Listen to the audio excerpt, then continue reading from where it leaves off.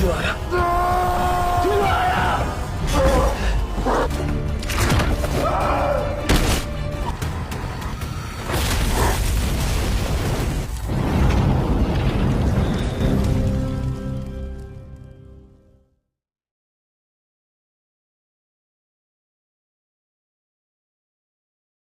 Ban kembali tersadar menjadi manusia setelah ia dikuasai oleh iblis yang mengendalikannya untuk menyerang Miho sebagai monster.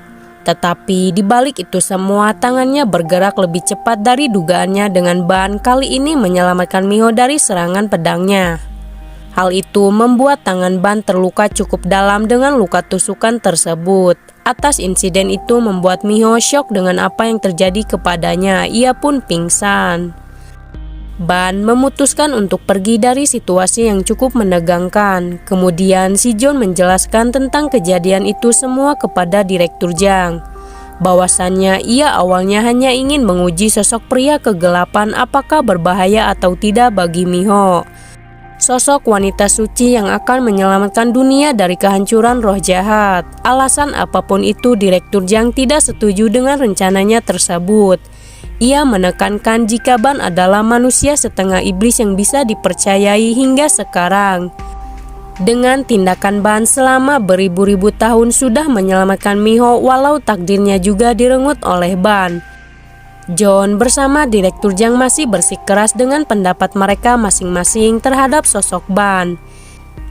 Yang jelas, si John sudah menjelaskan bahwa sosok yang ia buktikan hari ini hanyalah identitas aslinya, tidak tahu apa yang akan terjadi kepada Miho nantinya. Oleh sebab itulah si John akan sepenuhnya melindungi dari siapapun termasuk kaum iblis. Sementara itu, Ban sedikit menyesali akan semua tindakannya yang tidak bisa dikontrol jika sosok iblis nafsu yang bersemayam di tubuhnya akan mengambil alih jiwanya akibat ia terus-terusan menggunakan kekuatannya tersebut. Pada kesempatan kali ini, Gung Tan memilih untuk keluar dari persembunyiannya sekaligus mengaktifkan patung Dol Harebang untuk meneror Miho. Berbeda dengan yang sebelumnya, arwah-arwah jahat itu lebih banyak yang mereka kira berhasil keluar dari segelnya. Kemunculan kaum iblis dirasakan juga oleh Ban. Di pagi harinya, Miho nekat mencari tahu keberadaan Ban dengan informasi dari GPS handphone milik Ban. Ia akhirnya bisa menemukan keberadaan Ban. Letaknya sangatlah jauh, berada di pegunungan Bukit Batu. Sepanjang jalan, Miho diperlihatkan dengan sekelilingnya banyak patung Dol Harebang. Para arwah merasakan kehadiran sosok Won Jeong berada di tempat seperti ini. Mereka terlihat antusias. Miho harus mendaki bebatuan agar ia sampai ke bukit bebatuan dengan rela jauh-jauh datang hanya untuk memberikan kotak P3K untuk mengobati luka dari Ban. Tiba-tiba, Miho bisa melewati area terlarang itu dengan ia leluasa memasuki portal yang telah dilindungi oleh Ban. Akhirnya, perjuangannya tidak sia-sia dengan Miho akhirnya menemukan Ban. Ia pun menjelaskan bahwa situasi sekarang cukup rumit. Tentang Ban mencoba membunuhnya, tetapi dia juga berkali-kali menyelamatkan nyawanya. Ia pun mulai menyentuh tangan Ban untuk diobati. Namun sayangnya, Ban berlawanan, ia menolak untuk diobati. Ban menegaskan tidak ada jaminan bagi Miho jika ia terus berada di depannya. Ia bisa saja membunuhnya kembali. Miho keras kepala tidak mempedulikannya. Satu hal yang pasti, Ban telah berjanji akan melindunginya. Hal tersebut membuat Ban kesal dengan sebuah janji yang sangatlah rapuh menurutnya. Miho berhasil mematahkannya bahwa bukan janji yang rapuh melainkan tekad dari Ban. Singkat cerita, Miho bersama si John menjalani aktivitas sedia kala dengan keduanya berangkat ke sekolah Tamra. Sesampainya di sekolah, semua murid terpaku dengan ketampanan sang pendeta muda. Si tukang ruqyah yang rupawan berhasil menarik perhatian para siswi. Si John semakin percaya diri dengan semua murid mengidolakan bahwa parasnya memang tidak diragukan lagi. Penglihatan Miho teralihkan dengan Suryeon mendapatkan intimidasi dari siswa lain atas kejadian tempo lalu. Karena alasan itulah membuatnya mendapatkan pembulian. Lalu, Miho mencoba menenangkan Suryeon agar tetap tegar menghadapi itu semua. Ia pun mengatakan kalau obat yang mujarab adalah waktu. Biarkan waktu yang membuktikan semuanya dan itu semua akan reda dengan seiring berjalannya waktu. Setelah berbicara panjang lebar, Suryeon tidak mengingat peristiwa saat keduanya menyelamatkan nyawanya. Ia pun tidak mengenal siapakah orang di depannya. Sesudah itu, Yeomji datang memecahkan suasana bahwa orang yang di depannya adalah orang yang menyelamatkan nyawanya. Lebih, Yeomji sudah menceritakan sosok Miho kepadanya. Lantas, Suryeon sangatlah berterima kasih untuk segala hal. Miho bersama Sijeon tak sengaja bertemu dengan Sujin. Sontak saja, ia sangat antusias melihat Sijeon pria tampan idealnya. Lalu, ia mengajak Miho untuk mampir ke kafenya dan tak lupa juga mengajak sang pendeta tampan. Rupanya Sujin ingin memperlihatkan gaun pernikahannya kepada Miho lantaran beberapa hari lagi ia akan menikah. Tidak ada yang aneh dengan hubungan pertemanan dari Suryeon dan Yeomji. Dengan campur tangannya ia berhasil membuat Suryeon kembali hidup. Tak jauh berbeda dengan Ban, ia kembali mendatangi nenek Baekju untuk mengobati lukanya. Hal itu menjadi pertanyaan besar kenapa dia berada di sini yang seharusnya Ban berada di samping Miho untuk melindunginya. Alasan apapun itu, nenek Baekju menjelaskan mengapa reinkarnasi untuk menebus dosa di masa lalu. Begitu juga kesempatan menghapus dosa-dosa mereka. Ia cukup prihatin dengan takdir yang harus dihadapi oleh Ban. Lebih buruk dari sebuah reinkarnasi dan keyakinan dia untuk bisa membebaskan diri dari takdir itu. Terlepas dari apapun itu, Ban hanya bisa berpikir jika ingin menyudahi karma buruk semua ini, satu-satunya hanyalah mati. Dengan begitu ia akan terbebas. Di malam harinya, John mendapatkan kabar jika kakak kandungnya ternyata masih hidup, tetapi keberadaannya belum diketahui. Mendengar pembicaraan itu, Miho cukup terkejut dengan Direktur Jang masih mempunyai keponakan yang tidak diketahui olehnya. Seperti yang kita ketahui jika Sijeon diperkenalkan sebagai anggota keluarga dari Direktur Jang. Sehingga mau tidak mau Direktur Jang menjelaskan semuanya mengenai latar belakang Sijeon cukup tragis. Di masa lalu, John memiliki nama Kang Chan-yuk. Ia bersama kakaknya Kang Chan-hee adalah penghuni panti asuhan Harapan Bapa. Pada mulanya, kehidupan kakak beradik ini sangatlah damai dan makmur dengan mereka menerima nasibnya. Hingga suatu hari sepasang suami istri dari Italia tertarik untuk memboyong Chan-hee bersama Chan-yuk untuk diadopsi sebagai anak mereka. Akan tetapi, itu semua hanyalah kedok bagi keduanya. Dalam hal ini mereka memanfaatkan kedua bocil tersebut untuk dijadikan tumbal bagi sang putra yang terbaring lemas karena sakit yang dideritanya. Tanpa curiga apapun, Chan-hee bersama Chan-yuk bersikap ramah dan baik kepada mereka. Naasnya, Chan-hee menjadi korban pertama dari kejahatan mereka dengan ginjalnya diambil paksa untuk melakukan transplantasi ginjal. Sayangnya, mereka gagal mencocokkan karena ginjal Chan-hee rupanya tidak cocok dengan putra mereka. Chan-yuk yang polos belum mengerti, ia tak menanyakan apa yang terjadi kepada kakaknya. Chan-hee gagal mempertahankan Chan-yuk untuk tidak pergi bersama keluarga itu. Pada akhirnya, Chan-yuk menjadi korban selanjutnya dari keluarga gelo itu. Mirisnya, ia dibuang begitu saja di jalan setelah apa yang mereka inginkan sudah terpenuhi. Lalu datanglah seorang pendeta yang menyelamatkan hidup dari Chan-yuk hingga sekarang, bahkan menganggap dia adalah putranya sekaligus memberikan nama internasionalnya, yaitu Peter Johan alias Sijeon. Berkat sang pendeta, Sijeon memiliki kehidupan yang sangat baik, dipenuhi oleh orang-orang yang menyayanginya sebagai seorang pendeta muda dan tampan sosok sang Rukiah. Namun, di balik itu semua tidak diketahui nasib dari Chan-hee.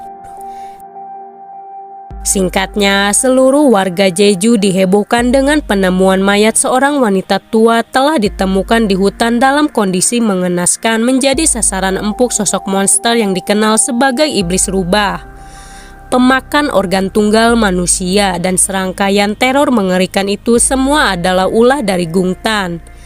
Dengan ia memanfaatkan manusia yang kehilangan arah untuk bergabung dalam aliran sesatnya.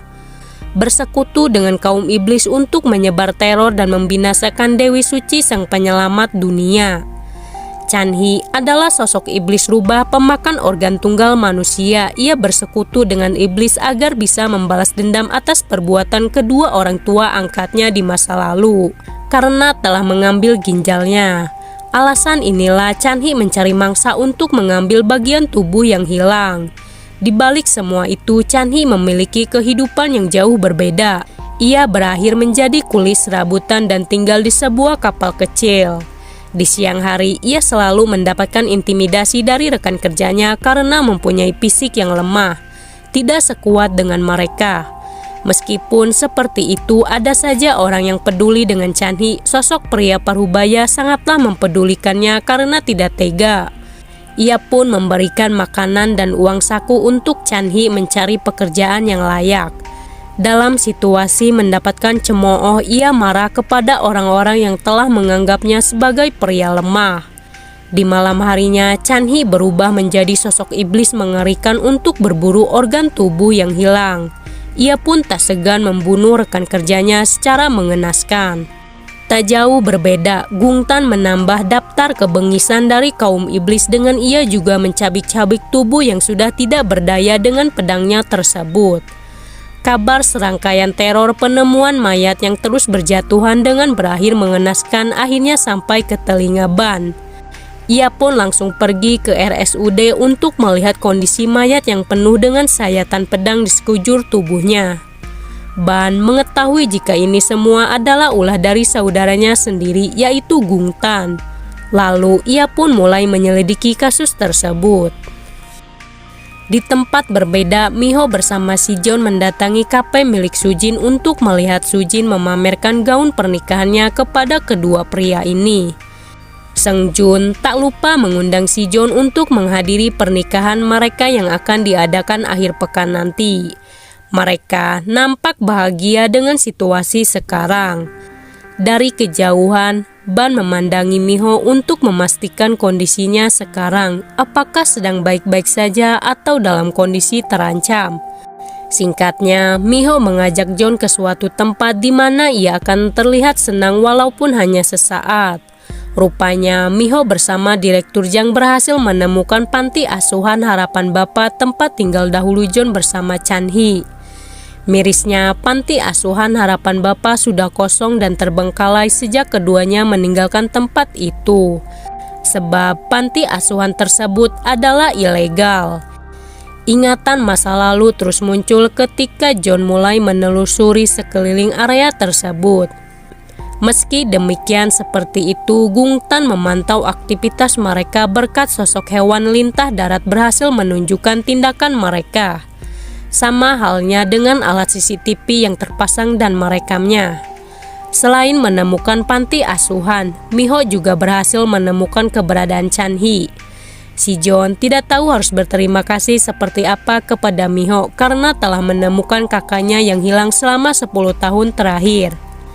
Kali ini Si-jeon akan menemuinya sendiri. Keduanya akhirnya berpisah di rumah Miho. Tak lama kemudian, Miho dihubungi oleh Sujin bahwa ia telah membuat hiasan dada untuk kebaya yang harus digunakan oleh Miho di acara pernikahannya. Selain itu, Sujin juga membuatkan kue untuk Miho. Pada mulanya, Sujin akan mengantarkannya langsung kepada Miho. Namun, karena masih banyak pekerjaan, ia pun mengutus Seung-jun untuk mengantarkannya. Dalam perjalanan yang sunyi dan penuh kegelapan, Seung-jun mulai mendapatkan gangguan mistis dari kaum iblis. Tanpa curiga, ia mencoba mengecek apakah ada hewan yang tertindas. Dan tiba-tiba ia diserang oleh sosok monster. Ban terus mendapatkan firasat buruk dengan pedangnya mengalami getaran yang hebat, bahwa ada hal yang buruk di sekitarnya. Yang mana itu semua adalah ulah Gungtan. Membunuh Seung-jun dengan pedangnya. Kemunculan Gungtan membuat huru-hara bagi dunia. Ia tanpa hati nuraninya menjatuhkan tubuh Seung-jun ke tanah, membunuhnya untuk kedua kali. Kejadian mengerikan tersebut disaksikan langsung oleh Miho bersama Direktur Jang. Ia pun histeris melihat Seung-jun mati secara tragis.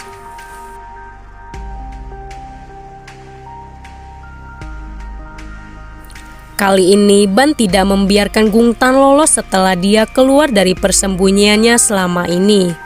Berbeda dengan Gungtan yang sangat antusiasme melihat sosok saudaranya yang telah lama tidak berjumpa. Tapi terlihat jelas jika Ban sangat tidak suka dengan kehadiran Gungtan atas tindakan cupunya bersembunyi di kegelapan. Dugaannya salah bahwasannya ia sangatlah dekat bersamanya, tetapi berbeda dunia dengan ia bersembunyi di dunia paralel yang sesekali keluar jalur untuk meneror penduduk setempat dengan takdir mereka yang berlawanan. Ban sangat muak dan marah terhadap Gungtan. Perkelahian pun akan segera dimulai.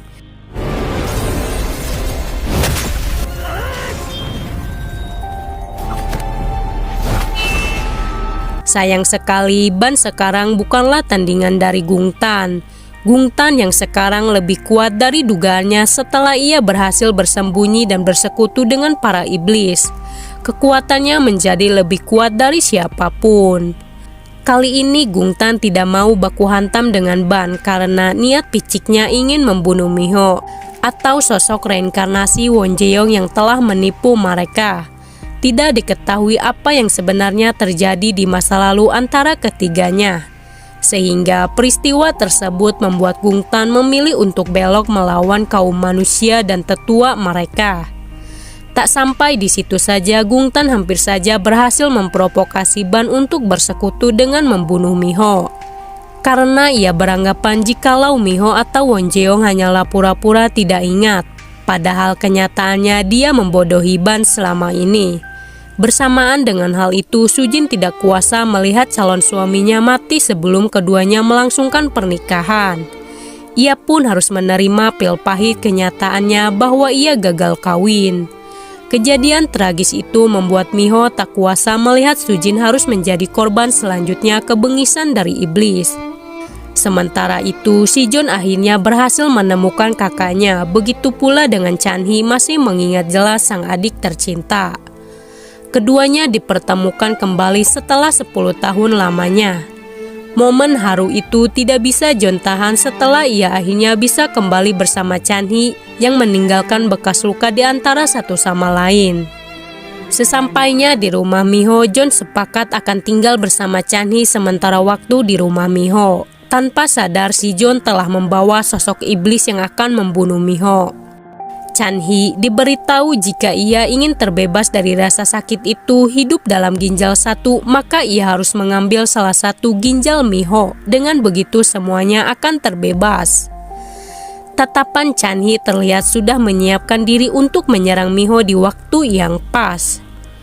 Berbeda dengan Miho yang tanpa curiga sedikit pun kepada Chanhi yang beranggapan jika ia sama seperti manusia normal pada umumnya. Ketika semuanya sudah tertidur lelap, Chanhi mencoba memasuki kamar dari Miho yang kebetulan dia sedang mandi di tengah malam setelah rentetan peristiwa mengerikan bertubi-tubi menghadapinya. Sayangnya, Chanhi gagal lantaran Miho sudah dilindungi oleh perisai dari Ban. Dengan ia sudah mengetahui tabiat busuk Gungtan memanfaatkan Chanhi untuk kepentingannya sendiri.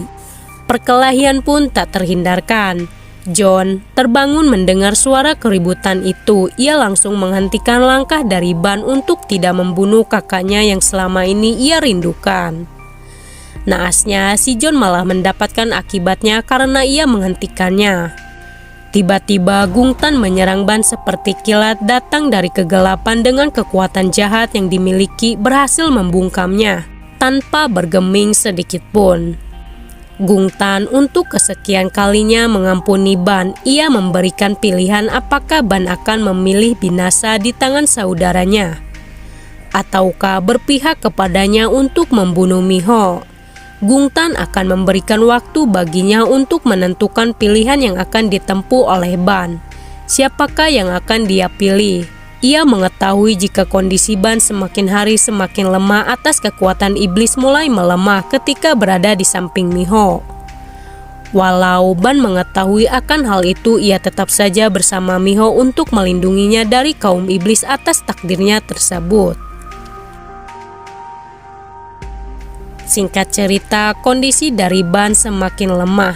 Perlahan tapi pasti ia mulai merasakan sakit yang luar biasa. Lalu muncullah salah satu rusa memandanginya dengan penuh kilauan cahaya matahari, menerangi sekelilingnya. Tak berselang lama, Miho mendatanginya untuk mengetahui jawaban yang ingin ia ketahui. Setelah selama ini ia menutup mata atas peristiwa dengan orang-orang yang ada di sekitarnya mulai mendapatkan karma darinya atas takdirnya tersebut. Pada akhirnya, Miho mengetahui semuanya dengan ia adalah sosok reinkarnasi dari Wonjeong, wanita suci yang menjadi momok mengerikan bagi kaum iblis atas kekuatannya itu. Namun, tugasnya harus gugur sebelum ia menyelesaikan kebangkitan sebuah perisainya tersebut. Tapi, Ban tidak sepenuhnya menceritakan latar belakang kehidupan masa silam yang penuh warna dan kegelapan. Satu hal yang pasti, Miho justru tidak mempedulikannya dengan ia adalah sosok yang seharusnya tidak ada di dunia ini kembali dengan reinkarnasi itu menjadi petaka bagi semua orang. Miho kali ini akan berlawanan dengan takdir itu. Sampai waktunya telah tiba, Miho meminta Ban untuk tetap berada di sampingnya meskipun ia mengetahui jika Ban setengah iblis nafsu. Di balik ini semua, kondisi dari Ban semakin buruk yang mana takdir mereka ternyata tidak dipersatukan dan berlawanan dengan Wonjeong adalah sosok wanita suci dan dewi penyelamat. Berbeda dengan Ban adalah sosok pria kegelapan pembantai kaum iblis. Miho bertemu dengan sosok tetua Pulau Jeju yang tidak bukan itu adalah Nenek Baekju untuk mengetahui kisah-kisah urban di Pulau Jeju. Lantas, ia pun menjelaskan tentang misteri Pulau Tamra. Dahulu kala ada sosok wanita suci yang bisa memperbaiki sesuatu. Konon katanya sebuah batu perisai adalah segel yang mengurung para iblis. Lantaran batu perisai itu telah hancur, kekacauan terulang kembali dengan kaum iblis sudah tersebar di seluruh penjuru Pulau Jeju. Satu-satunya cara jika ingin menyelamatkan dunia dari kehancuran, yaitu dengan membangkitkan mode aktif dari sosok Wonjeong. Selain itu, dia juga bisa menyelamatkan Ban. Tanda di dada Miho adalah perisai yang harus segera dibangkitkan jika ingin menyelamatkannya. Hal itu pernah dialami olehnya ketika ia melawan sosok monster Benjule yang tanpa sadar telah mengaktifkan perisai itu dengan kilauan cahaya sinar, membuktikan jika ia berhasil. Nenek Baekju mengatakan kalau tak ada seorang pun yang bisa membangkitkan mode perisai tersebut. Hanya dirinya sendirilah yang bisa melakukan hal ini. Ia pun berkata jika Miho sudah mengingatnya maka ia harus mendatanginya. Tak berselang lama, Yomji datang untuk menjemput sang nenek. Ia pun bertanya apakah Miho menanyakan sesuatu. Kemudian John mencoba membunuh kakaknya karena telah terkontaminasi dengan sosok iblis dan serangkaian pembunuh adalah ulahnya. Penyesalan yang datang terakhir ini membuat Chanhee amat bersalah akan semua ini.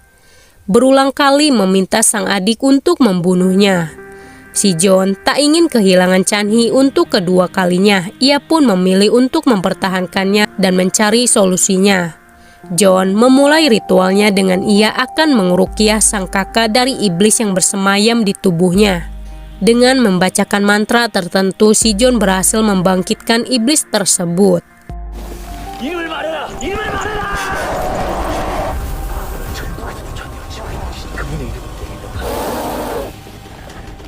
Sayangnya, tindakan semua ini hanyalah sia-sia dengan ia tak mampu melakukan ruqyah kepada Chanhee. Dengan kekuatan jahat tersebut sudah melebur terhadap tubuhnya. Tidak tahan dengan ritual ini, Chanhee memintanya untuk membunuhnya saja. Semakin John melakukannya lebih jauh, semakin besar kekuatan iblis tersebut. Membuatnya dihadapkan pada dilema antara menyelamatkan kakaknya atau membunuhnya. Sesudah itu, John menemui Ban ketika Ban sedang santai berbicara bersama Nenek Baekju membahas permasalahan Miho yang akan mengaktifkan perisai di tubuhnya. Sontak saja ia marah dengan sikap dari John karena telah mengganggunya. Setelah apa yang dilakukan oleh John hampir saja mencoba membunuh Miho. Rupanya kedatangan John ingin mengetahui apakah ada jalan untuk menyelamatkan kakaknya yang sudah terperangkap dalam sosok iblis. Namun naasnya tidak ada jalan sama sekali bagi orang yang telah bersekutu dan berubah menjadi monster. Sekalipun tekad dari Chan-hee juga ingin kembali normal, mematahkannya bahwa ia tak mampu kembali normal seperti manusia biasa. Singkatnya, John akhirnya meminta bantuan kepada Miho dengan perasaan sudah putus asa. John tak sungkan berlutut memohon bantuan kepada Miho, seperti yang dilakukannya menolong Suryeon. Pada mulanya Miho menolak karena ia tidak tahu bagaimana cara menolongnya, karena kekuatan itu muncul tanpa sengaja. Namun melihat kondisi dari John sudah tidak berdaya, ia pun memutuskan untuk membantunya.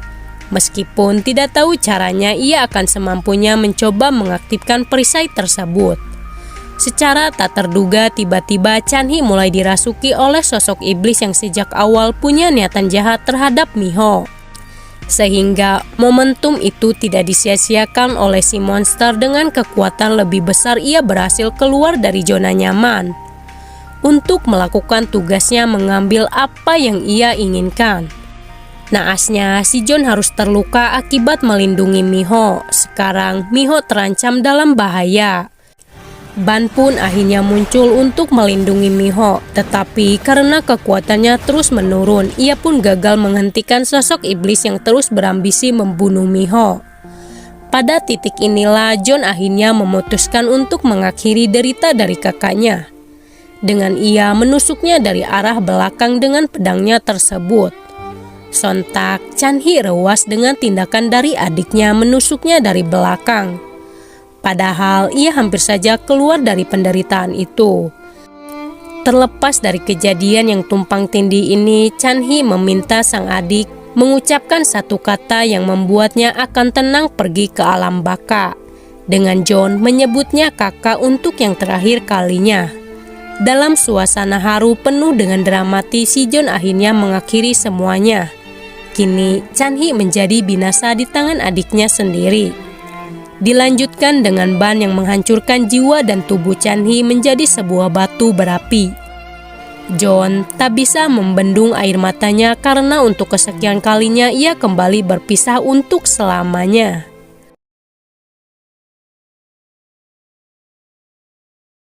Sementara itu, Gungtan memasuki sebuah gedung kosong yang sudah terbengkalai. Seiring berjalannya kaki Gungtan berpijak, diperlihatkan sekumpulan orang-orang yang mengikuti aliran sesat dari Gungtan, yang mana dia adalah seorang ketua dari aliran sesat tersebut. Berpihak melawan kebaikan, memutuskan untuk bersekutu dengan kaum iblis.